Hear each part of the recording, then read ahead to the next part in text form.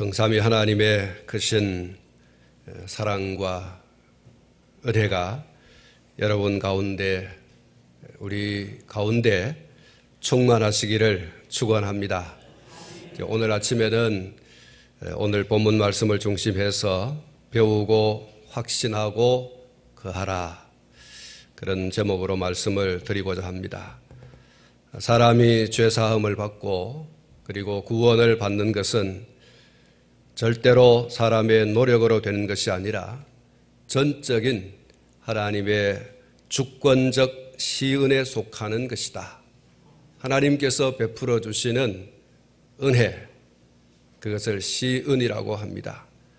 전적인 하나님의 주권에 속한 시은, 그것이 바로 우리의 구원이라고 하는 것입니다.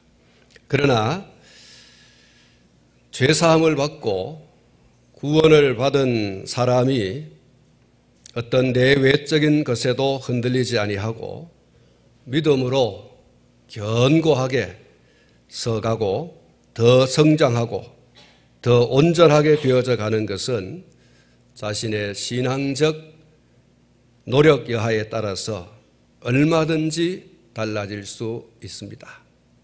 얼마나 더 성령님을 의지하고 얼마나 더 성령 충만하느냐에 따라서 그 신앙이 더 성장해 갈 수도 있고 성장해 가지 않을 수도 있습니다.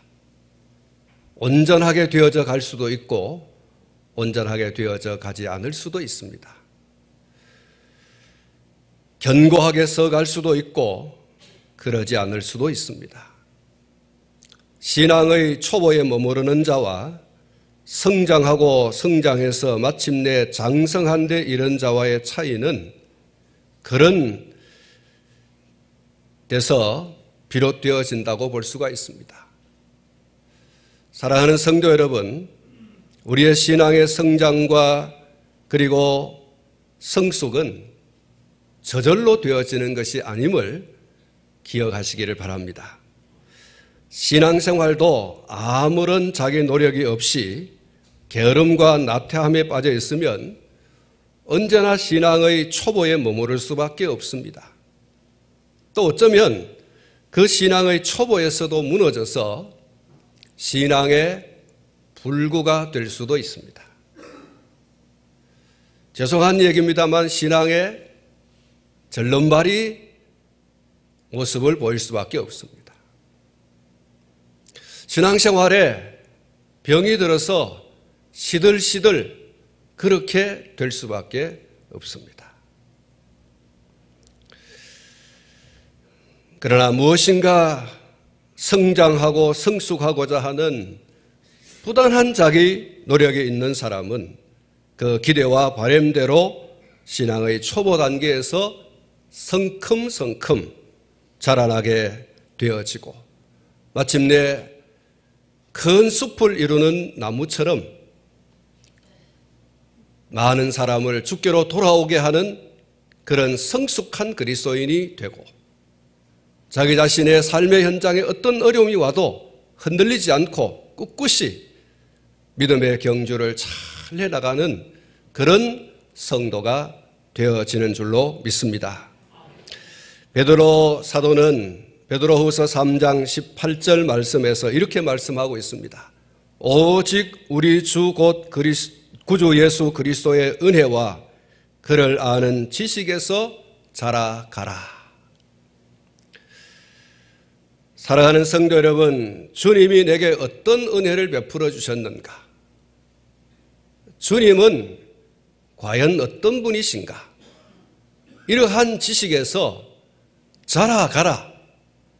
어린아이 상태에 머무르지 말고 신앙의 초보 상태에 머무르지 말고 계속해서 성장하고 성장하고 성장하고 성장해서 성숙한 그리스도인이 되라는 그런 간절한 기대를 이 베드로후서 3장 18절에서 말씀하고 있는 것이죠. 바울 사도는 에베소서 4장 13절부터 15절 말씀에서 이렇게 말씀하고 있습니다.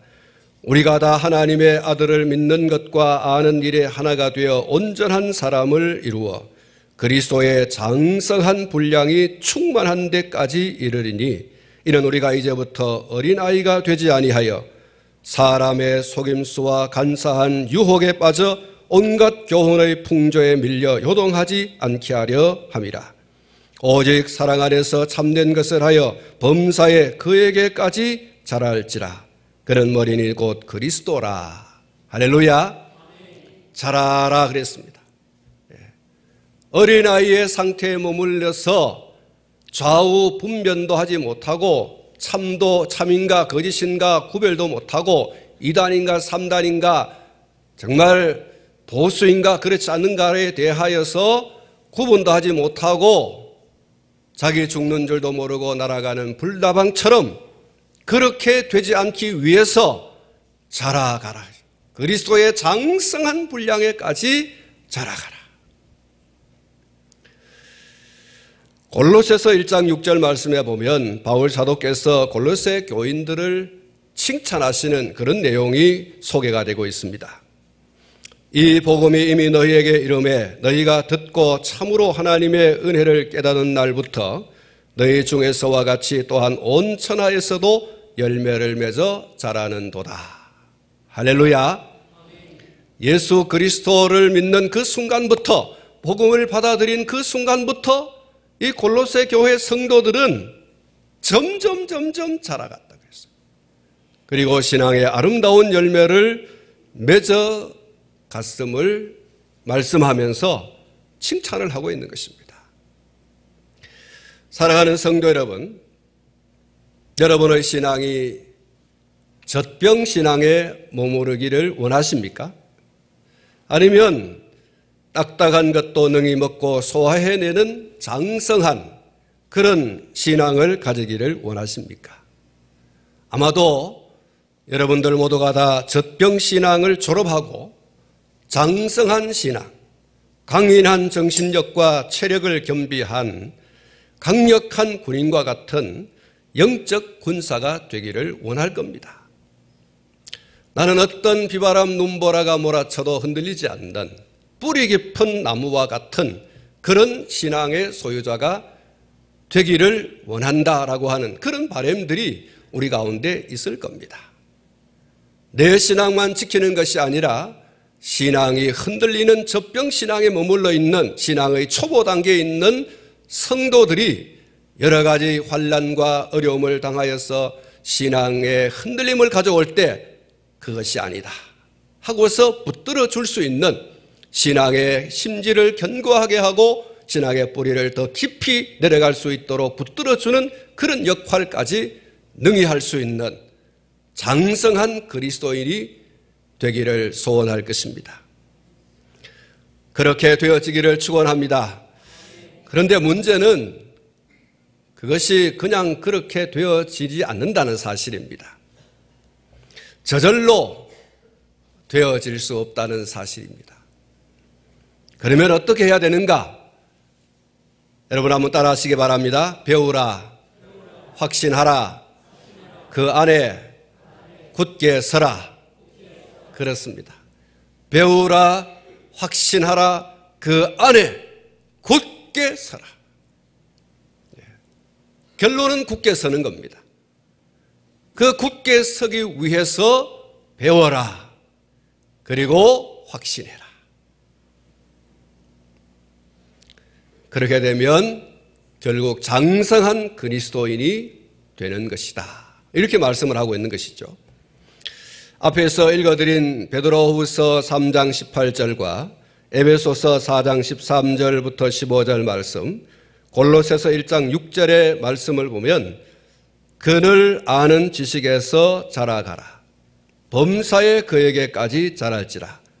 열매를 맺어 자라는도다 라고 했습니다. 자라는 것이 그냥 되는 법은 없습니다. 물론 그냥 내버려 둬도 자랄 수는 있습니다. 그러나 분명한 사실은 제대로 자랄 수 없다는 것입니다. 관리하지 않으면, 돌보지 않으면 제대로 자랄 수가 없습니다. 사랑하는 성도 여러분, 육체적인 성장, 정신적인 성장, 영적인 성장 저절로 되지 않습니다. 먹고 마시고 관리해야 성장이 됩니다. 그래야 질병을 이길 수도 있습니다. 그래야 남도 지킬 수 있습니다. 먹고 마시고 배우고 적극적으로 훈련에 임함으로 제대로 성장하고 성숙함에 이르게 되는 것입니다. 건강하면 모든 질병을 이깁니다. 건강하지 못하면 이겨낼 재간이 없습니다. 바울 사도께서 그의 영적인 아들 디모데에게 말세에 악한 자들과 속이는 자들이 속이기도 하고 속기도 한다, 이렇게 말씀하고 있습니다. 이러한 때에 넉넉히 이기는 방법이 뭐냐? 배우고 확신하고, 그리고 배우고 확신한 그 안에 머물러 있는 것이다. 그 하는 것이다. 그것밖에는 다른 것이 없다는 그런 말씀을 하고 있는 것이죠. 악한 자들과 속이는 자들의 배후에 있는 베일에 쌓인 어둠의 정체, 곧 악한 마귀를 제압하고 그의 조정에 휘둘리는 악한 자들과 속이는 자들의 계속되는 이 시험과 올무를 능히 이겨낼 수 있는 것은 오로지 배우고 확신한 그것에 온전히 거하는 것 밖에는 없다. 바울 사도는 디모데야말로 결코 악한 자들과 속이는 자들과 함께 섞일 수 없고, 그래서는 결코 안 된다라고 하는 것을 분명히 말하고 있습니다. 특별히 디모데는 영적 지도자입니다. 교회를 위임받아서 사역하고 있는 사역자입니다. 그런 그가 하나님의 말씀을 제쳐놓고 다른 것에 빠져 있고 그러다 보면 그 사역을 제대로 할 수 없게 되어지고, 사역을 제대로 할 수 없을 뿐만 아니라 자기 자신도 지킬 수 없다는 거예요. 너는 배우고 확신한 일에 확실하게 거하여라. 그래야지만 너 자신도 지킬 수 있고, 너에게 배우는, 너에게 하나님의 진리의 말씀을 배우고 교회 안에 한 공동체로 살아가고 있는 성도들을 온전히 지킬 수 있다라고 하는 그런 메시지를 주고 있는 것이죠.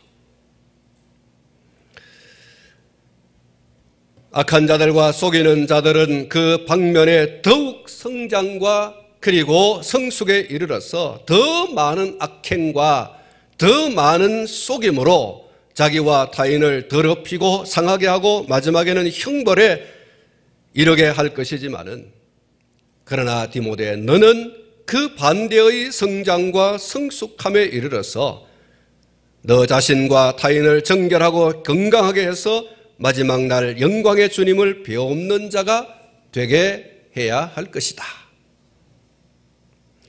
사랑하는 성도 여러분, 주님이 다시 오실 이 마지막 때에는 우리 주변에 얼마나 많은 그런 속이는 자들이 있는지, 얼마나 많은 악을 행하는 자들이 있는지 우리가 이미 앞에서 살펴보았습니다만, 그런 여러 종류의 악한 자들이 일어나게 될 것이다. 그리고 그것은 더욱더 발전된 모습으로, 더욱더 성장된 모습으로 다가오게 될 것이다. 그것은 너무나 매력적이고 너무나 달콤하여서 그것이 마치 진리인 것처럼 쏘가 넘어가서 거기에 집을 짓고 살게 될 것이다. 이와 같은 때에 너는 어떻게 해야 될 거냐? 더 배워라. 더 확신해라. 그리고 그 안에 더 확실하게 서 있어라. 이렇게 말씀하고 있는 것입니다.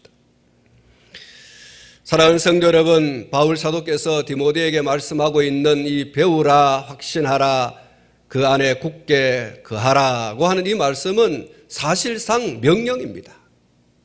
이렇게 해도 되고 안 되고 하는 것이 아니라 반드시 그렇게 해야 된다는 거예요. 절대 그렇게 해야 된다는 거예요. 그렇게 하지 않으면 악한 자들과 속이는 자들의 그 속임에, 그 매력적이고 달콤한 것에 그만 넘어질 수밖에 없다는 거예요. 철저하게 이것을 행하여야 한다고 말씀하고 있습니다. 동시에 또 이 명령은 또 다른 사람들을 가르쳐서 확신하게 하고 그 안에 확실하게 거하게 하라는 그런 주문이기도 한 거죠. 네가 네 자신을 그렇게 할 뿐만 아니라 너를 믿고 따라오는 교회 공동체 그 성도들을 배우게 하고 확신하게 하고 그 안에 굳게 설 수 있도록 너는 그 책임을 다해야 할 것이다. 그런 주문을 하고 있는 것입니다. 사랑하는 성도 여러분, 그러므로 말세를 살아가는 하나님의 사람들에게는 너무나 중요한 말씀이 아닐 수 없습니다. 바울 사도께서 오늘 그의 영적인 아들 디모데, 한 교회를 담임하고 사역하는 이 디모데에게 하는 이 말씀이 말세를 살아가고 있는 사역자들뿐만 아니라 모든 그리스도인들에게 얼마나 중요한 말씀인지. 마지막 시대가 어떤 자들입니까? 오늘 본문 앞에 있는 말씀들을 보면 악한 자들과 속이는 자들이 더욱 속이기도 하고 속기도 하는 그런 때라고 말씀하고 있습니다. 더 지능적이고 더 엽기적이고 한 그러한 수단과 방법으로 미혹하고 시험할 것이기 때문에, 사랑하는 성도 여러분, 마지막 때가 바로 그런 때다. 사랑하는 성도 여러분, 한번 따라하시기 바랍니다. 더욱 말세의 악한 자들과 속이는 자들은 그 기세를 더욱 더 떨치게 된다는 거예요. 이전에 나타났던 이단들, 이전에 나타났던 악한 자들의 그 악행과는 비교할 수 없을 정도로 그런 엄청난 그런 악행과 속임으로 사람들을 속이게 될 것이다. 많은 사람들이 속아서 넘어가게 될 것이다. 그러므로 얼마나 더 정신을 차리고 배우고 확신하고 그 안에 견고하게 서야 하는지 그 중대함을 이루 말할 수 없다. 두말할 나위가 없다는 거예요. 그래서 제가 말씀을 드렸습니다. 이것은 사실상 명령이에요. 한 교회를 사역하고 있는 담임 사역자뿐만 아니라 모든 성도들은 반드시 이렇게 해야 된다는 거예요.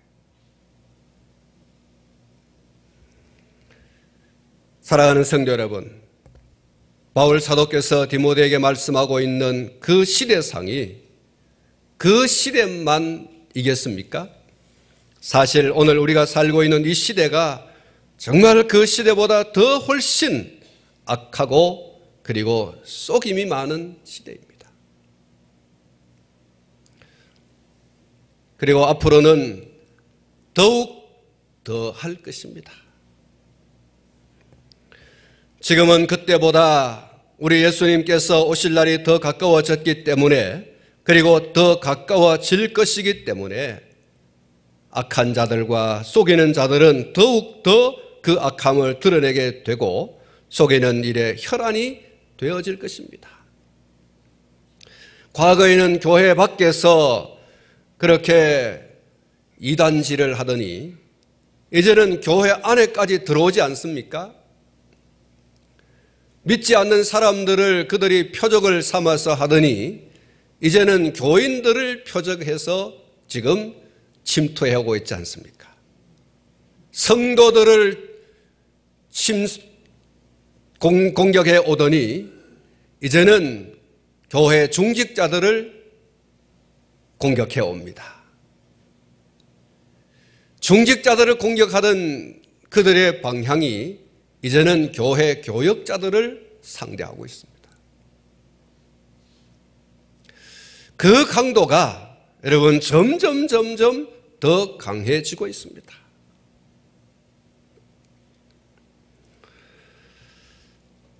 이와 같은 시대 속에서 사도 바울은 디모데에게 무엇을 요구하고 있습니까? 이렇게 살벌한 시대 속에서 사랑하는 제자, 믿음의 아들을 두고 떠나면서 그의 마지막 최후의 말씀으로 그의 온 마음을 다 담아서 14절에 말씀하고 있습니다. 여러분, 바울 사도가 디모데에게 하시는 이 말씀은 말씀을 드린 것처럼 그가 이제 세상을 떠나야 할 시점, 두 번 다시 이렇게 말할 수 있는 기회가 주어지지 않는 그 마지막 유언이 될 수도 있는 말씀입니다. 내가 두 번 다시 이렇게 말할 수 없는 기회가 주어지지 않을, 그러니까 얼마나 그의 마음을 담아서 그의 온 전심을 담아서 했겠는가, 그렇게 우리가 엿볼 수 있고요. 그는 14절 말씀에서 그러나 이렇게 말하고 있어요. 너는 배우고 확신하고 그렇게 배우고 확신한 일에 온전히 거해라. 바울은 디모데에게 배우라. 사실 이 한 교회를 다니고 하고 있는 이 교역자, 요즘 말로 말하면 목사에게 하는 말이죠. 목사에게 배우라. 이렇게 말하는 것이 좀 디모데에게는 아니, 나는 다 배웠어요. 이렇게 할 수 있지 않습니까? 바울은 이 말을 잘 사용했어요. 이미와 아직이란 말을 많이 썼습니다. 이미 목사가 되었지만 아직 완전하지 못하다. 이미 예수를 믿어 구원받았지만 그러나 아직 완전한 하나님의 나라에 들어가지는 못했다. 이미와 아직 사이에 끼어 있다. 이렇게 말했어요. 한 교회를 담임하고 있는 이 목사 디모데에게 넌 배워야 된다. 이 배우라고 하는 말은 완료가 아니고 미완료입니다. 계속해서 끊임없이 배우라. 목사에게 배우라 그러면 성도들에게는 얼마나 더 강조하겠습니까? 더 강조하겠죠. 그것이 정답이라고 그랬어요. 배우는 것, 그리고 그 배우는 것에서 확신을 얻고 그 확신한 것에 굳건하게 서는 것.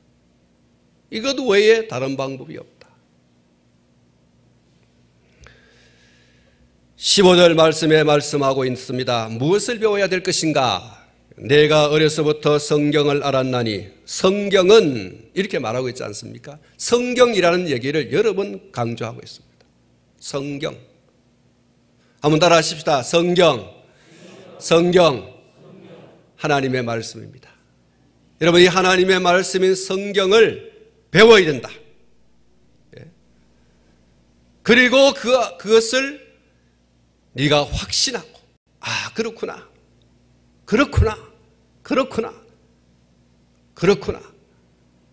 그렇게 확신을 하고 그 안에 굳게 서 있어야 된다.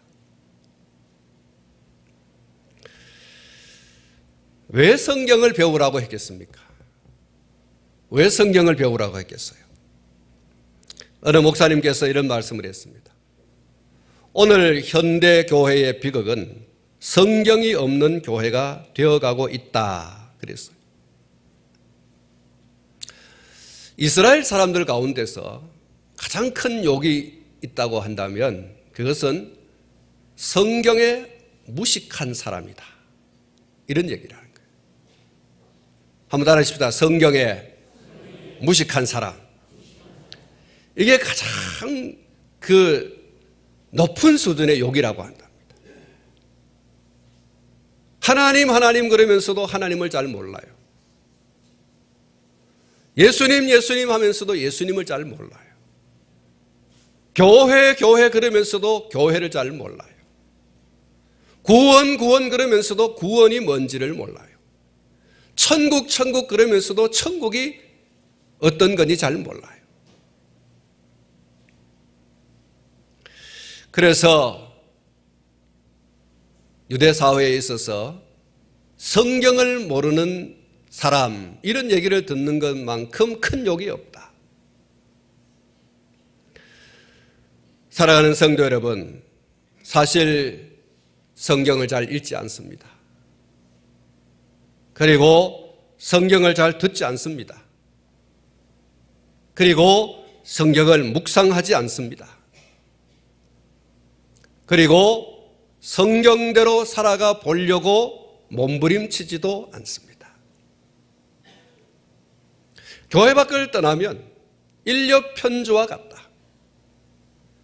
나뭇가지에서 떨어진 나뭇잎이 물결을 따라서 그냥 의지 없이 그냥 이렇게 저렇게 흘러가는, 교회 밖을 나간 성도들이 신앙에 강력한 의지가 없이 세상의 물결이 흘러가는 대로 이 방향으로 저 방향으로 정처 없이 간다는 거예요.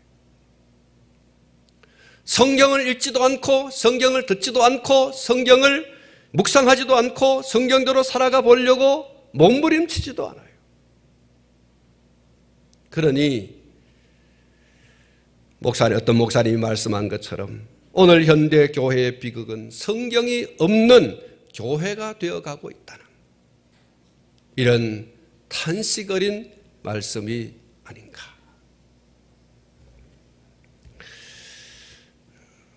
총회에서 시행하는 강도사 고시에 올해에 648명이 응시를 했습니다. 제가 한 40명 정도 면접을 했습니다. 이 40명 정도 면접을 하는데 성경을 얼마나 읽느냐? 근데 성경을 잘 안 읽는 것 같아요. 목사가 되어야 되고 성경으로 사실 사는 사람이 목사이지 않습니까? 근데 성경을 잘 읽지 않는 것 같아요. 그래서 성경을 읽어야 된다. 성경이 우리의 목회의 가장 중요한 재료다. 이해가 되지 않아도 읽어야 된다. 잘 믿어지지 않아도 읽어야 된다. 그러다 보면 횟수를 거듭할수록 성령님께서 강력히 역사해 주신다. 할렐루야. 목사도 믿지 못하는 것을 어떻게 이야기하겠습니까? 그러면 속이는 거죠. 92년도 10월 20일 날 예수님 재림한다, 그렇게 말했던 다미선교회 이장님 씨를 여러분 기억하실 겁니다. 방송사에서 막 카메라를 들이대고 예수님 온다고 예언했으니 올 것인가 말 것인가 카메라를 들이대고 있었습니다. 그가 하는 말, 나도 잘 모르겠다 그랬어요. 정말 10월 20일 날 재림해 오는가? 나도 잘 모르겠다. 자기가 말을 해놓고 확실히 없다는 거예요. 왜 성경에 없는 말을 그렇게 해놓고 사람들을 현혹하고 미혹해서 그렇게 온 천지가 진동하게 하는가? 그건 가짜니까 그렇지요. 사랑하는 성도 여러분, 어느 교회 주일학교 선생님이 학생들을 모아놓고 이런 질문을 했다고 합니다. 얘들아, 성경 속에 무엇이 들어있니? 이렇게 했더니 어떤 아이가 손을 번쩍 들면서 이런 대답을 했다고 합니다. 선생님, 성경 속에는요, 우리 누나 연애 편지가 들어있어요. 성경 속에는 우리 누나 남자친구 사진이 있어요. 이렇게 얘기를 했다는 거예요. 여러분, 이 아이 머릿속에는 성경책 속에 누나의 애인의 사진 그리고 그 편지가 끼워져 있는 책이라는 것 외에는 다른 이미지가 없어요. 사랑하는 성도 여러분, 오늘 여러분에게는 여러분이 가지고 있는 성경 속에 무엇이 들어있습니까? 주보가 들어있습니까? 성경책 속에 무엇이 들어있습니까? 책갈피가 들어있습니까? 성경이 여러분에게 어떤 의미를 가진 책으로 그렇게 여겨지고 있습니까? 왜 우리가 성경을 배워야 되고, 왜 배워서 확신해야 되고, 배우고 확신한 그것에 온전히 거해야 되는가? 여러분, 예수님께서 말씀했지 않습니까? 이 성경은 나에 관해서 이야기하고 있는 것이다. 성경책 속에서 우리가 가장 먼저 발견해야 되고 그리고 가장 많이 발견해야 될 이름은 바로 예수 그리스도인 줄로 믿습니다. 성경은 예수 그리스도에 관해서 이야기하고 있습니다. 성경 속에 무엇이 있느냐? 예수가 들어있다는 거예요. 이 성경을 통해서 나는 예수를 만났고 나는 이 성경을 통해서 예수님과 함께 동행하는 사람이 되었다라고 하는, 이게 여러분 성경을 제대로 알고 있는 사람의 대답이지 않겠습니까? 성경에 수많은 이야기들이 있습니다. 66권이라고 하는 이 성경 속에 많은 이야기들이 들어있습니다. 그러나 그 이야기의 가장 중심되는 줄거리, 가장 중심되는 이름은 예수 그리스도입니다. 할렐루야. 예수 그리스도에 대한 이미지와 예수 그리스도에 대한 이해가 이 성경 속에서 오늘 저와 여러분들이 거머쥐어져야 하는 그 이름이요, 그 이미지인 것입니다. 성경이 무엇이냐? 성경은 구원을 위한 유일한 책인 줄로 믿습니다. 오늘 보면 15절 말씀에 또 내가 어려서부터 성경을 알았나니 성경은 능히 너로 하여금 그리스도 예수 안에 있는 믿음으로 말미암아 구원에 이르는 지혜가 있게 하느니라. 할렐루야. 한번 따라하겠습니다. 그리스도 예수 안에 있는 믿음으로 말미암아 구원에 이르는 지혜가 있게 하느니라. 할렐루야. 여러분, 이 말씀은 성경이 구원을 받을 수 있는 길을 가르쳐주는 유일한 책이라는 거예요. 세상에 수십만의 그런 책들이 있지만은 구원의 길을 제시해주는 책은 성경밖에는 없습니다. 어떻게 죄인된 인간이 그 죄를 씻음받고 어떻게 지옥의 형벌을 받을 수밖에 없는 죄인이 구원을 받을 수 있는가? 어떻게 천국에 들어갈 수 있는가? 어떻게 하나님의 자녀가 될 수 있는가? 이런 구원에 관한 진리를 가르쳐 주는 책은 오직 성경밖에 없는 줄로 믿습니다. 그것이 성경이라는 거예요. 하나님께서 성경을 우리에게 주신 목적은 바로 우리의 구원을 위해서입니다. 어떤 사람들은 인생의 성공을 위한 지침서로 성경을 그렇게 이해하고 있는 분들이 있습니다. 어떤 사람들은 적극적인 사고방식을 배우는 훈련 교재로 성경을 이해하고 있습니다. 어떤 사람들은 성경을 노동운동의 교과서로 사용하고 있습니다. 어떤 사람들은 성경을 도덕과 윤리를 가르치는 지침 정도로 이해를 하고 있습니다. 어떤 사람들은 마음의 수련을 위해서 성경을 읽는다고 합니다. 내 마음의 수양을 위해서 나는 성경을 읽는다고 이야기하고 있습니다. 그러나 성경의 가장 중요한 목적은 사람이 어떻게 구원을 받을 수 있는가? 사람이 어떻게 구원을 받을 수 있는가? 그것에 대한 물음에 답을 주는 책이 바로 성경이라는 거예요. 구원이라고 하는 것은 죄로부터의 자유와 해방, 그리고 죄의 결과인 지옥으로부터의 자유와 해방을 말하는 것입니다. 더 이상 정죄당하지 않고 더 이상 지옥의 형벌 아래 있지 않게 되는 것을 말하는 것이죠. 이 자유와 해방, 구원을 얻는 지혜를 성경이 가르쳐주고 있습니다.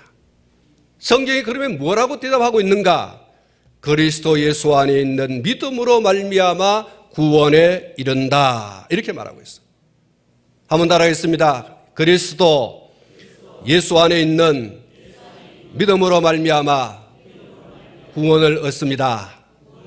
할렐루야. 구원은 어떻게 얻는 거냐?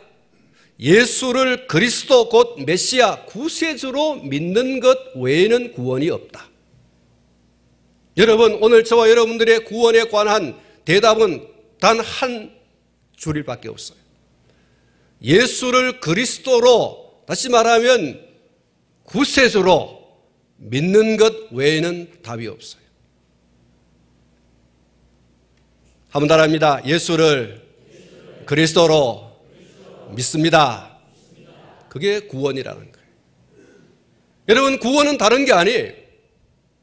구원은 예수를 그리스도로 믿는 것입니다. 나의 죄를 속하기는 예수의 피밖에 없네. 나를 구원하신 이는 예수밖에 없네. 여러분, 이것을 믿는 것, 이것이 믿어지는 것, 여러분, 이것이 구원입니다. 이것을 이야기하고 있는 것이 뭐냐? 성경이라는 거예요. 여러분, 성경은 다른 거 이야기하고 있지 않습니다. 예수를 믿으면 구원받는다는 겁니다. 예수님께서 우리를 죄와 사망의 줄에서 끊어주실 유일한 구세주로 믿는 것, 이것이 구원이라는 거예요. 주 예수를 믿으라, 그리하면 너와 네 집이 구원을 받으리라. 할렐루야. 주 예수를 믿으라, 그리하면 너와 네 집이 구원을 받는다. 구원은 매우 간단합니다. 구원을 받으려면 돈 한 1억을 내놓아야 된다, 그렇게 말하고 있지 않습니까? 구원을 받으려면 주일날 한 60년 정도 다녀야 된다, 이렇게 말하고 있지도 않습니다. 구원을 받으려면 감사헌금 한 1억을 해야 된다, 이렇게 말하고 있지 않습니다. 구원을 받으려면 전도 한 10명을 해야 된다, 이렇게 말하고 있지도 않습니다. 구원은 단 한 줄입니다. 따라합니다. 예수를 그리스도 곧 구세주. 그렇습니다. 그렇게 믿는 거예요. 예수를 그리스도로 믿는 거예요. 예수를 메시아로 믿는 거예요. 예수를 나의 구주로 믿는 거예요. 나를 구원하시는 예수 그리스도 밖에는 없다고 믿는 것입니다. 이것이 여러분 구원입니다. 여러분, 신앙생활하면서 얼마나 헷갈리셨습니까? 어떤 때는 주일날로 잘 나와야 된다 그러고 헌금을 많이 해야 된다 그러고 섬김을 많이 해야 된다 그러고 그러는데, 여러분, 그게 구원이 아닙니다. 그건 구원받은 사람들이 너무나 고맙고 감사해서 하는 것이지, 그렇게 함으로써 구원을 얻는 게 아니에요. 구원의 지혜는 뭐냐? 예수를 그리스도로 믿는 것, 그것이 바로 구원이라는 거예요. 그것을 가르쳐주고 있는 게 뭐냐? 성경이라는 거예요. 할렐루야. 성경은 그걸 우리에게 얘기하고 있어요. 창세기부터 요한계시록까지 이 성경 66권이 우리에게 가르쳐주고 있는 게 뭐냐? 구원이라는 거예요. 그 구원을 어떻게 얻느냐? 예수를 그리스도로 믿는 것이다. 얼마나 간단합니까? 우리가 신구약 성경 66권 이 무거운 책을 들고 다니고 있습니다만은, 이 성경은 한 가지로 요약하면 그렇습니다. 하나님이 세상을 이처럼 사랑하사 독생자를 주셨으니 이는 저를 믿는 자마다 뭐예요? 이는 저를 믿는 자마다 영생을 얻게 하려 하심이라. 영생이란 말과 구원이란 말은 똑같은 말이에요. 여러분, 오늘 저와 여러분들은 영죽을 자들이었습니다. 무엇 때문에? 죄 때문에. 우리는 영원히 지옥의 형벌을 받을 수밖에 없었습니다. 그러나 영원한 생명을 얻는 자들이 되어졌습니다. 누구 때문에? 예수 그리스도 때문에. 할렐루야. 여러분, 구원은 예수를 그리스도로 믿는 것입니다. 그것 외에는 다른 방법이 없습니다. 다른 길이 없어요. 다른 진리가 없습니다.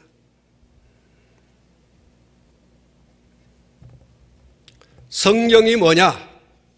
성경은 사람이 구원을 얻는 방도를 가르쳐주는 유일한 책이다.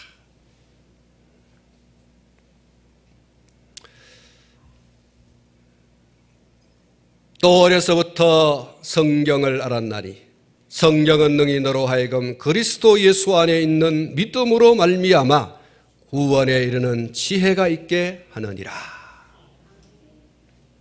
여러분, 이 지혜 안에 머물러 있기를 주님의 이름으로 축원합니다. 두 번째, 성경은 하나님의 감동으로 기록되어졌다, 이렇게 말씀하고 있습니다. 오늘 보면 16절 말씀에 보면 모든 성경은 하나님의 감동으로 된 것으로 교훈과 책망과 바르게 함과 의로 교육하기에 유익하다, 이렇게 말씀하고 있습니다. 성경이 세상의 다른 책들과 다른 점이 이것입니다. 성경은 하나님의 감동으로 되었다는 거예요. 우리가 분명히 알아야 하는 것은 성경은 기록한 사람들을 가리켜서 저자라고 말하고 있지 않습니다. 저자라고 하는 말은 자신의 생각과 의도를 글로 표현해 내는 사람을 저자라고 얘기합니다.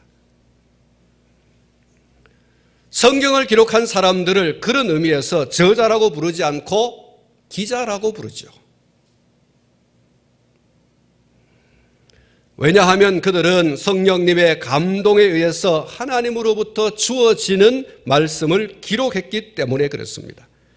성령님의 감동하심을 입은 사람들이 하나님께 받아서 기록한 것이 바로 성경입니다. 그래서 기록자도 중요하지만 더 중요한 것은 성경의 저자가 누구냐는 거예요. 성경의 저자는 하나님이신 줄로 믿습니다. 성경의 저자는 하나님이십니다. 그래서 우리가 성경을 말할 때 정확무오한 하나님의 말씀이라고 말하고 있지 않습니까? 사람이 썼다면 정확무오할 수 없습니다. 그러나 하나님께서 감동해 주시고 하나님께서 기록하게 하여 주신 원저자이시기 때문에 이 신구약 성경 66권은 정확무오한 하나님의 말씀입니다. 그래서 우리의 신앙과 생활의 유일한 규범이라는 거예요. 그렇게 우리가 성경에 대한 그런 이해를 가지고 있습니다. 사랑하는 성도 여러분, 성경이 하나님의 감동으로 기록되었다라고 하는 것을 어떻게 우리가 알 수 있는가? 그 첫 번째는 성경은 하나님의 감동으로 된 것이기 때문에 성경을 읽을 때마다 성령님께서 역사해 주신다는 사실입니다. 아무리 잘된 소설이라고 하더라도 두세 번 정도는 읽을 수 있지만 10번, 20번 읽을 수는 없습니다. 물론 특이한 사람들은 그렇게 할 수가 있겠지만 수십 번을 읽어도 수백 번을 읽어도 읽을 때마다 감동이 다르고 읽을 때마다 더 깊은 은혜와 감동을 받게 되는 것이 바로 성경인 줄로 믿습니다. 어떤 사람은 성경이 오류가 많다, 예수는 허구다, 구원은 없다, 이렇게 결정을 하고 구원에 관해서 이야기하고 있는 성경에 대해서 내가 한번 파헤쳐 봐야 되겠다. 그리고 내가 지금 믿고 있고 하는 이런 것들에 대하여서 확실한 증거를 찾아내야 되겠다. 그러다가 성경을 읽고 하다가 그가 뒤집어졌습니다. 성경은 사실이다. 예수는 사실적 존재다. 구원은 있다. 여러분, 그렇게 해서 만들어진 것이 벤허라고 하는 영화죠. 요즘 그 영화관에 예수는 사실이라고 하는 그런 제목의 영화가 지금 상영되고 있습니다. 사랑하는 성도 여러분, 성경은 정말 읽을 때마다 새롭습니다. 새로운 감동과 은혜를 주는 성령님의 강력한 역사가 있는 줄로 믿습니다. 성경은 이해가 되지 않아도, 잘 믿어지지 않아도 한 번 읽고 두 번 읽고 세 번 읽고 네 번 읽고 하는 중에, 듣는 중에 쓰는 중에, 묵상하는 중에 성령님의 강력한 역사로 그것이 믿어지는 역사가 있는 줄로 믿습니다. 사랑하는 성도 여러분, 여러분이 다 경험해 보시지만 성경을 한번 읽을 때 빨간 줄을 쳐서 한 줄, 두 줄 꺼져 내려갑니다. 그런데 그 다음에 또 성경을 한 번 더 읽을 때에 내가 별로 은혜가 되지 않고 이해가 되지 않고 믿어지지 않았던 그런 부분들에 대해서 성령님의 역사를 통하여 내가 이해되어지고 믿어지고 깨닫게 되어지고 확신하게 되어지고, 그래서 다시 한 번 더 밑줄을 끊는 그런 부분들을 여러분 많이 경험했을 줄 압니다. 성령님의 강력한 역사인 줄로 믿습니다. 여러분 말씀을 늘 듣다가 어느 한 그 시간에 똑같이 말씀을 듣지만, 똑같은 말씀을 듣지만 그 말씀을 듣는 그 시간에 이전에 경험해 보지 못했던 감동이 있고 이전에 경험해 보지 못했던 그런 확실한 어떤 느낌들이 일어날 때가 있어요. 정말 몸을 떨 수밖에 없는, 눈물을 쏟아낼 수밖에 없는, 할렐루야 소리를 칠 수밖에 없는 그러한 은혜를 주시는 말씀이 있을 겁니다. 이것이 성령님의 역사인 줄로 믿습니다. 성령님은 우리가 성경을 읽을 때에 강력하게 역사해 주십니다. 그래서 이 성경이 성령의 감동으로 기록되어진 것이 틀림없는 사실이다. 두 번째로는 완전한 통일성을 이루고 있습니다. 창세기에서부터 요한계시록까지 성경은 66권의 크고 작은 책들로 이루어져 있습니다. 무려 1600년 동안에 약 40여 명의 기록자들이 기록을 했습니다. 그런데 성경 전체의 내용을 보면 성경을 기록한 기자 약 40여 명을 한자리에 모아놓고 서로 회의를 해서, 회의를 거듭해서 각각 기록한 것처럼 그 통일성을 온전히 이루고 있습니다. 여러분, 제가 설교 중에 말씀을 드렸습니다만 이 성경은 구원에 관한 책이라고 했습니다. 구원을 어떻게 얻느냐? 예수를 그리스도로 믿음으로 말미암아 얻는다. 성경의 가장 중심된 인물과 성경에 중심된 내용은 뭐냐? 예수가 성경의 가장 중심된 인물이고 그 예수를 믿음으로 말미암아 구원을 얻는다. 이것이 창세기서부터 요한계시록까지 한 맥을 이어주고 있다는 사실입니다. 한 줄기입니다. 그것을 우리는 통일성이라고 얘기하죠. 이렇게 많은 사람들이 성경을 기록했고 1600년이라고 하는 그 세월 동안 이 성경이 기록되어져 왔는데 여러분, 이것이 하나의 통일성을 이루고 있다는 거예요. 그래서 우리는 이 성경이 성령의 하나님의 감동으로 기록되어진 것이라고 하는 사실을 부인할 수 없습니다. 세 번째로는 시간과 공간을 초월해서 모든 인간을 위한 말씀이라는 것입니다.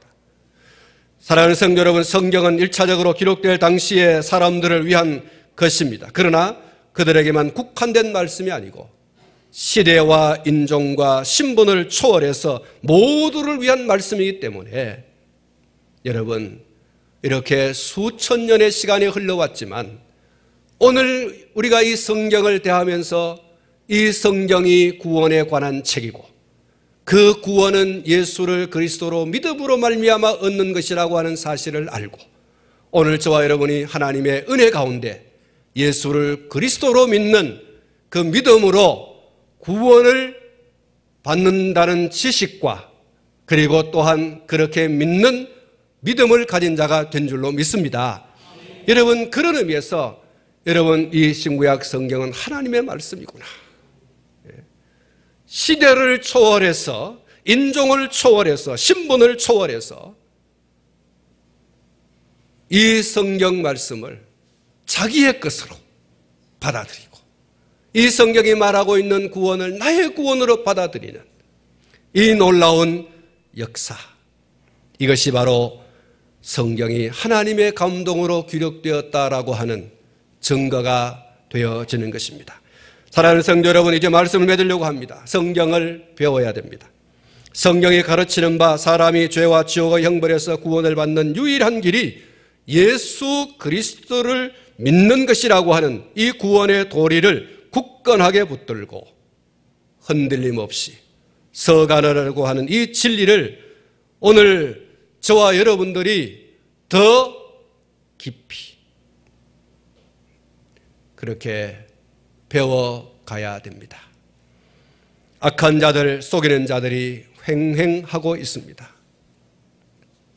신천지, 통일교, 여호와의 증인, 새 예루살렘, 영생교, 우리 주변에는 많은 이단들이 지금 활동을 하고 있습니다. 얼마나 많이 사람들을 속이고 또 사람들은 속아 넘어가고 있는지 모릅니다. 지난 주일에 말씀드렸습니다마는 자기 자신이 예수다, 재림 예수다 이렇게 말하는 사람이 한국에만 하더라도 40여 명이 있다고 합니다. 오늘 저와 여러분이 하나님의 말씀인 성경을 배우고 그 배운 가운데 확신하고 그 가운데 견고하게 서가지 않으면 그래도 되는 줄 알고, 다시 말하면 악한 사람들이 악을 행하는 것이 그렇게 해도 되는 줄 알고 이단들이 일어나서 우리의 신앙을 송두리째 빼앗아 가려고 하는 그러한 가운데서도 그렇게 믿어야 되는가 보다 하고 넘어가는 이런 소위 어처구니 없는 일이 일어날 수 있습니다.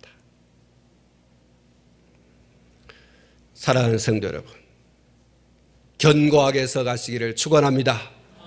견고하게 서가시기를 축원합니다. 그 앞에 배움이 있습니다. 언젠가 광고를 하겠습니다. 이전에 우리가 말씀을 배웠던 것처럼 또다시 우리는 배움에 출발을 해야 할 것입니다.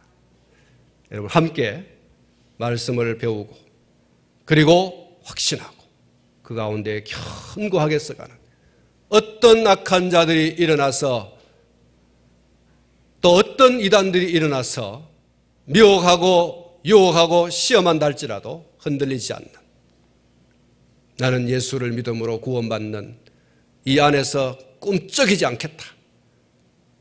여러분 그렇게 서가는 아름다운 모습이 여러분 가운데 나타나지기를 주님의 이름으로 축원합니다. 기도하겠습니다. 거룩하신 하나님 아버지,